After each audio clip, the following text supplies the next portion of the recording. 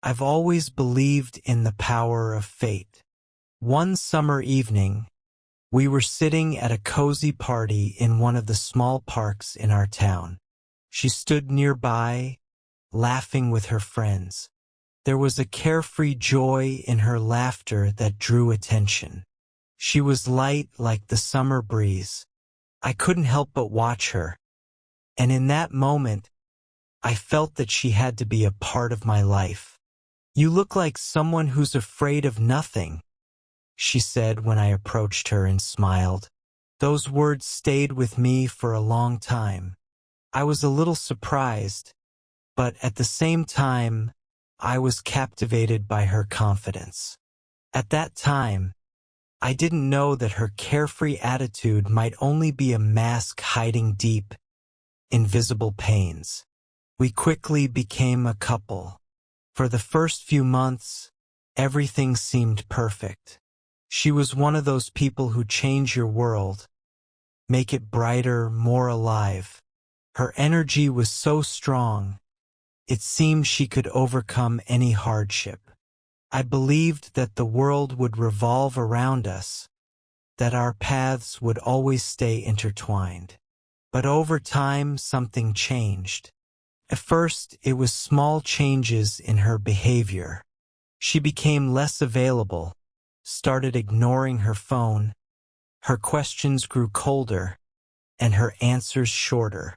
I kept asking myself what happened, why everything had changed. "Are you afraid of something, Tom?" she asked one day.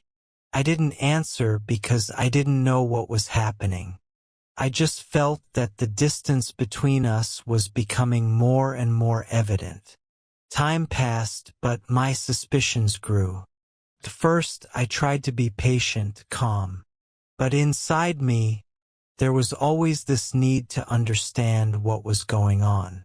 I tried to live my usual life, not giving in to unfounded suspicions. But she was so different that I couldn't ignore it. One day, when I came home, she wasn't there. Usually, when I came back, she was already home, sitting in the kitchen or on the couch. But this time I felt that something was wrong. I took her phone, knowing it was a breach of trust, and scrolled through its contents. What I saw made my heart stop. A message from an unknown number read, "Are you coming today? I'm waiting." I froze. "Tell me this isn't true. Tell me I'm wrong. Tell me this is a coincidence." But I knew it wasn't a coincidence. I put the phone back, but I couldn't go back to the way things had been, when everything seemed normal. I started to feel like there was an invisible wall between us, and every day it grew higher. Scenes began to flash through my mind. Moments that had once seemed insignificant, now they felt far too important. The time she spent away from home, the hours that disappeared without explanation, all her new acquaintances. It wasn't just a coincidence. I decided to go to one of the places she often visited, a small cafe in the city center.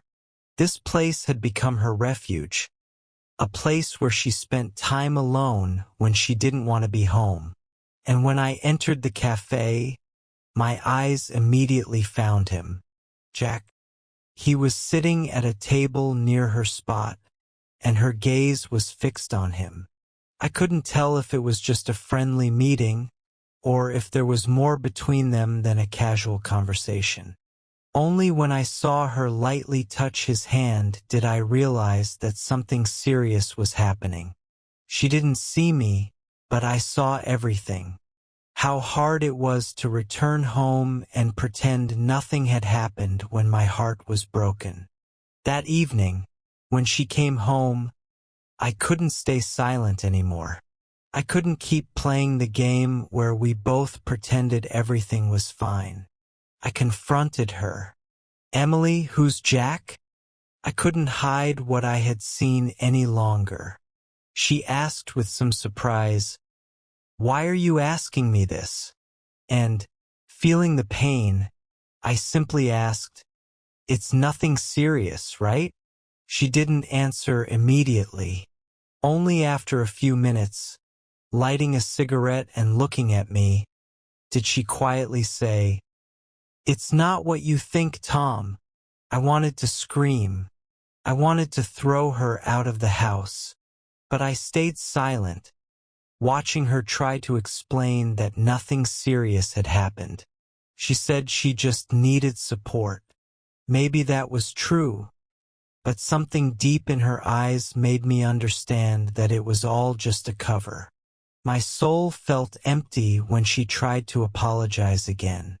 She said she didn't know why it had happened, but I knew I could no longer trust her. We stopped talking. I was emotionally numb, and she tried to find words to justify her actions. Those few days after that moment were hard for me. I kept going back to her words, to her looks, but I could no longer hold on to the illusions that were fading into nothing. She decided to leave me. I didn't try to stop her.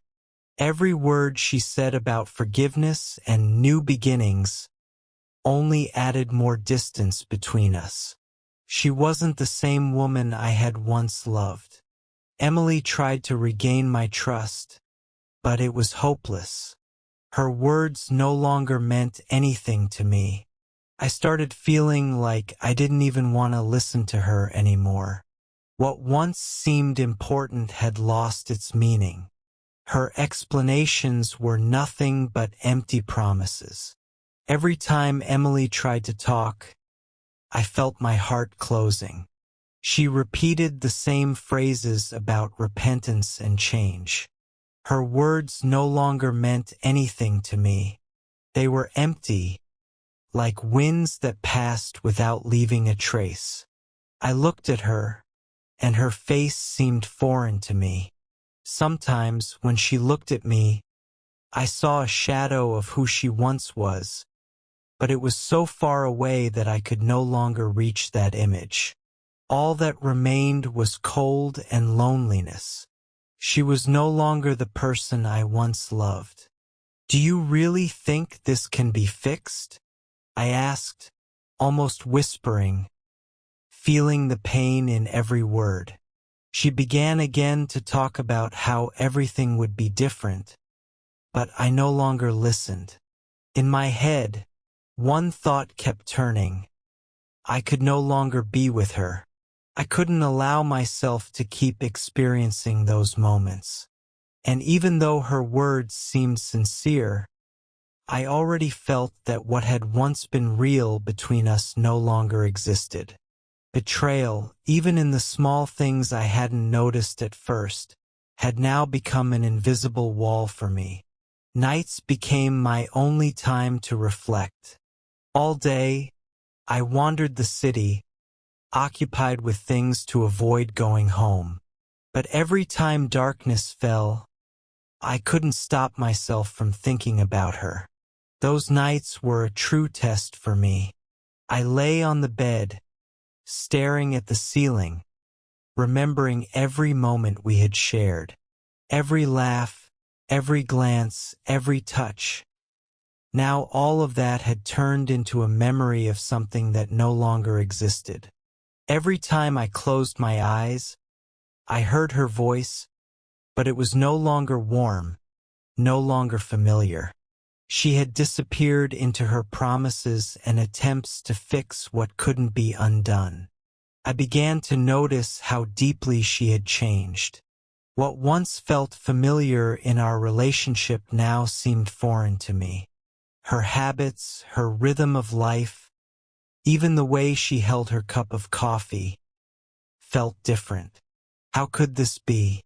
How had this happened? One evening, as I sat on the couch watching her read a book, I felt that everything in our life had disappeared. My mind tried to fight the thought that this time between us had been destroyed. But her image remained unchanged, like what I felt. Betrayal. Every moment, Every gesture briefly brought me back to the pain I felt when I learned the truth. Time passed, but the pain remained. At first, I tried to avoid thoughts of her, but with each day it became harder. She was everywhere.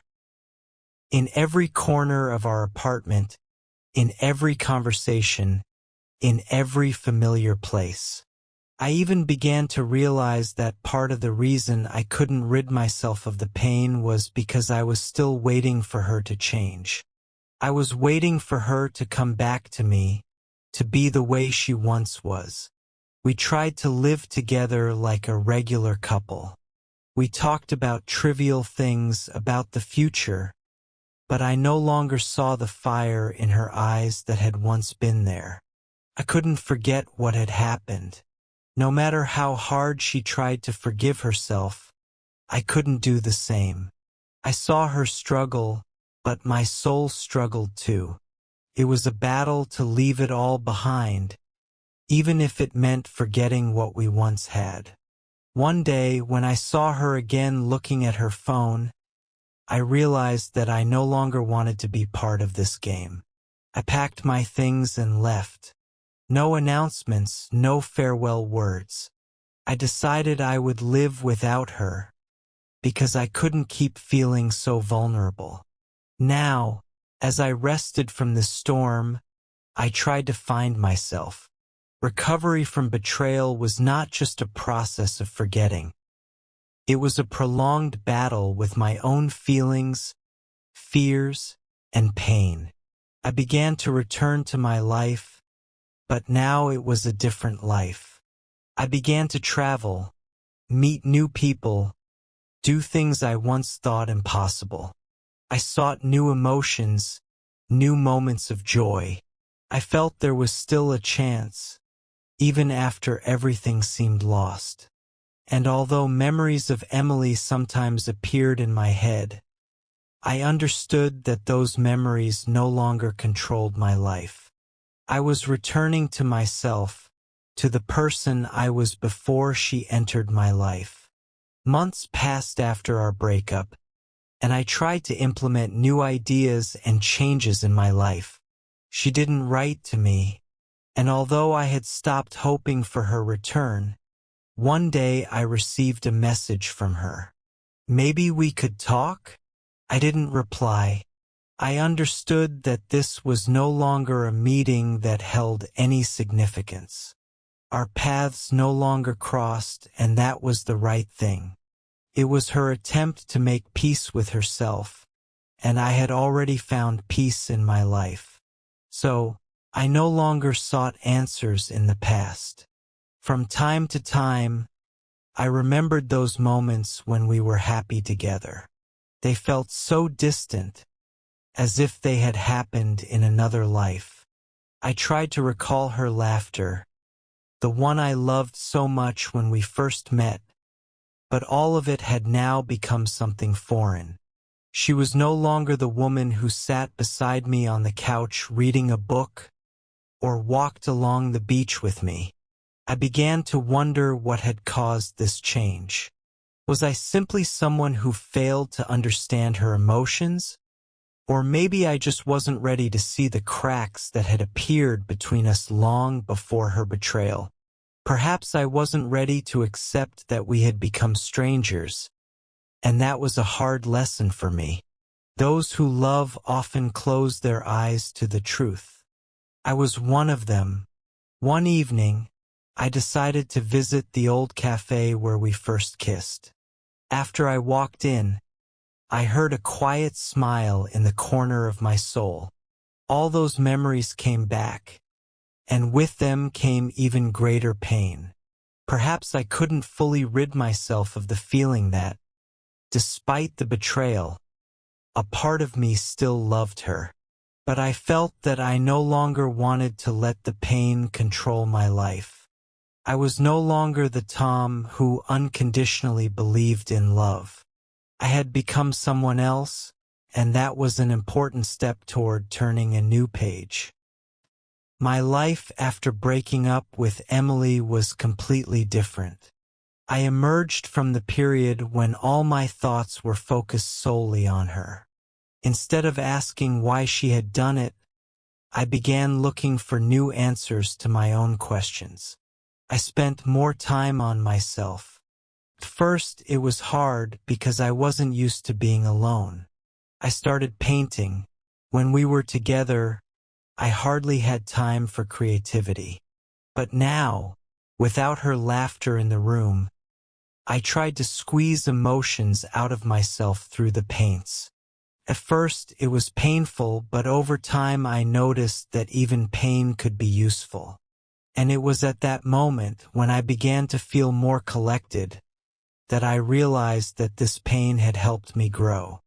Loneliness was no longer my enemy. It had become my companion, my teacher. I found new meaning in things that had once been just part of the routine. A walk in the park was no longer just a stroll, but a chance to find peace. Evening walks became my way of cleansing, allowing me to move forward. A few months later, I received another message from Emily. She wrote that she would like to see me. My reaction was calm, even cold. Those few words she wrote didn't evoke any emotion in me. I knew this meeting would no longer be the same as before. I no longer waited for her to justify or explain herself. I began to understand that I could never control her choices. All I could do was choose how to live from here on. I went to the place where we had decided to meet. She was sitting on a bench in the park, the woman who had once been my Emily. But now that didn't matter anymore. She was different. Tom, she began, but I stopped her. We can't go back to what it was, I said, and her eyes clouded with tears. But I no longer felt guilty. It was her betrayal, her choice. I was no longer obligated to live with a past that had destroyed me. You have the right to live your life, I continued, and I have the right to move on. She remained silent, and I decided not to look for what once was in her eyes anymore. We stood where we were, and I understood that it was enough to say goodbye once and for all. After that meeting, my life changed even more. I no longer expected anything from it, no longer searched for meaning in every step. I just lived, and although memories would occasionally visit me, I no longer allowed them to define my existence. I began to value my own life and my feelings more. At that moment, I realized that my strength wasn't in holding on to the past, but in moving forward, even when it seemed like there was no way. I started traveling more, meeting new people, discovering what true freedom was. I became more open to the world. Life without her became possible. And although sometimes I felt the weight, I knew it was necessary to restore myself. We didn't meet again, although she would sometimes appear in my thoughts. Sometimes in my dreams, she would come back to me, and I knew that she was just part of the past that I had to leave behind. I found a new purpose in life. Now my heart was open to new opportunities. The dreams that appeared in me were no longer connected to her. They were my own dreams. I started to believe that the future could be bright, even after everything that had happened. And though the betrayal left its mark, I was no longer the one who suffered from it. I became a person who had managed to overcome the pain and find a new path. My path. Continuing to expand the story, I would add more scenes and internal monologues to deepen the development of the characters and their emotional experiences. These new chapters will add new layers to the story, making it richer and creating additional opportunities for character development.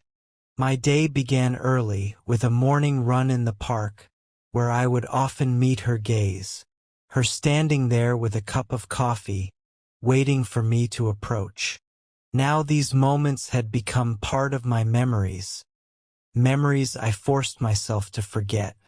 I began spending more time alone, working on my projects, indulging in painting and literature, deepening my interests that I had once put on the back burner. But even in this solitude, I felt an unfamiliar fear. The fear that I might forget what it was like to be close to someone, that I might remain alone forever, forgetting what love was. I tried to convince myself that these were just vague thoughts, that these memories had no power. But they still came, like an endless rain, staying in my soul. With each passing day, I noticed that some moments still remained invisible to me. I could walk down the street and see a couple holding hands, and suddenly, it became hard for me to breathe. It was an ordinary scene for others, but for me, it was a reminder that I had lost a part of myself, a part of what once was my life. At that moment, I realized that this process of self-healing wasn't quick. It would take more time than I thought, and it wouldn't be linear. There would be downs, there would be pain. But it was also a way to recovery. I began to socialize with new people. In the evenings, I would attend literary club meetings, where we would discuss books and even write short stories together. I felt that these meetings gave me a chance to feel alive again. I was surrounded by people who, though they didn't know my story, created new contexts and new horizons for me. With each such evening, I opened up more to the world. I was no longer afraid of losing myself. In the company of these people, I felt confident again, and my thoughts about the past became less important. I realized that there were still many people in the world with whom I could find a connection. They helped me understand that life isn't just about experiencing pain, but also about searching for the new. I started working more, trying to find new opportunities for myself, not just in a professional sense, but in life. I signed up for photography courses, began making short films about everyday moments that seemed insignificant at first, but actually carried enormous emotional value. Perhaps losing Emily was necessary for me to understand that there are other ways to be happy, besides relationships. Gradually, my life began to change. I met new people, and some of them became close to me, though they didn't replace Emily. One day at a party, I met Julia, a woman who was a little like Emily, but at the same time completely different. She was bold, open, and interesting, and although I knew this wasn't the same, I couldn't help but notice how her presence made me feel alive. She didn't put me in a position where I had to constantly relive the past. We laughed a lot, talked, and although I knew in my heart I wasn't ready for anything serious, I liked how she brought new emotions into my life. I felt that it was possible to try moving forward, even if I couldn't forget what had happened. From Julia, I learned a lot about myself. She talked about her relationship and the betrayal she had endured, and in her words I could feel what I had gone through.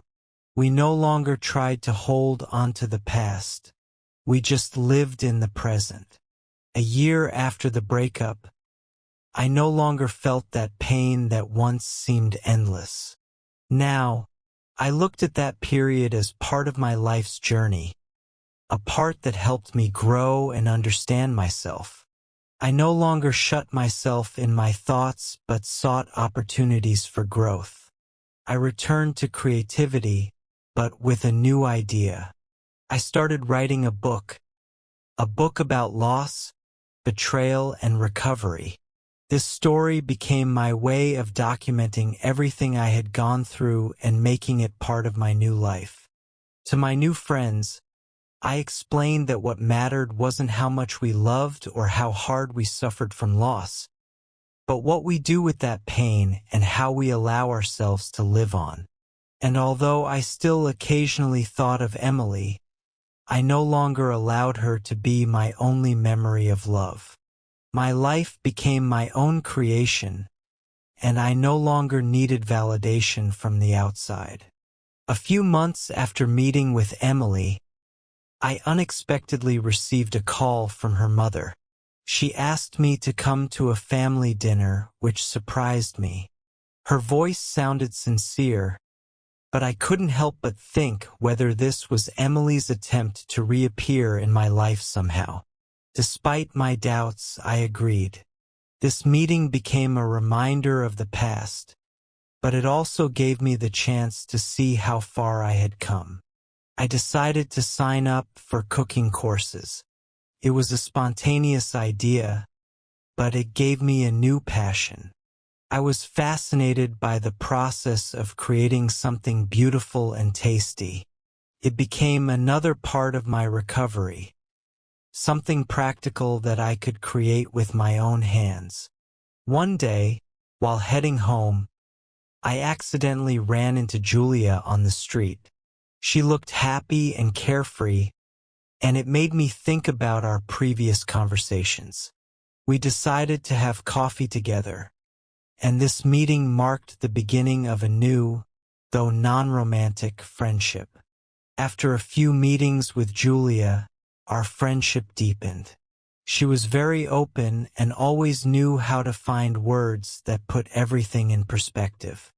One evening, while we were sitting in the park with cups of coffee, Julia shared her story, how her ex-husband had betrayed her after 7 years of marriage. Her honesty impressed me. We talked about the pain betrayal leaves, and it became another step in my healing. Julia showed me that you could stay open to life, despite everything that happens. At the cooking courses, I found not only a new passion but also new acquaintances. We often stayed after lessons to have dinner together. One day, I even organized a small evening where I treated guests to my experimental dishes. Julia was among the guests, and her feedback inspired me to keep experimenting. Despite my new interests, Emily still appeared in my thoughts. One day, I saw her in a store. She was walking with some man, laughing just like in the old days. My heart squeezed, but I realized that this was no longer my story. For the first time in a long while, I didn't feel pain, just a slight sadness. I picked up the paintbrush again. Painting had always been my way of expressing my emotions, and now it became a necessity. I began working on a series of paintings that depicted different stages of loss, healing, and recovery. My studio became my refuge. One of my friends from the cooking courses, after learning about my paintings, suggested organizing a small exhibition. I hesitated but eventually agreed. The exhibition gathered a small audience, but its success gave me confidence. People came up to me and shared how the works resonated with them personally. Julia remained an important part of my life. We began spending more time together, exploring the city, visiting museums, concerts, and even small theater performances. Her presence brought a lightness into my life that I had long been missing. One day, during a walk, Julia asked me if I would ever be able to love again. This question caught me off guard. I didn't know how to answer. I still feared opening my heart, but I realized I didn't exclude the possibility. Julia, as always, simply smiled and said, "It will happen when you're ready." One morning, I received a letter from Emily. She apologized for the pain she had caused me, explaining that she had realized what she had lost. She asked if we could meet one last time to talk. This time, I didn't feel the same rush to respond. I thought for a moment and decided I didn't need to meet her. Our paths had diverged, and it was time to move forward. At that point, I understood that true healing happens when you let go of the past and live for the present. And that's what I did.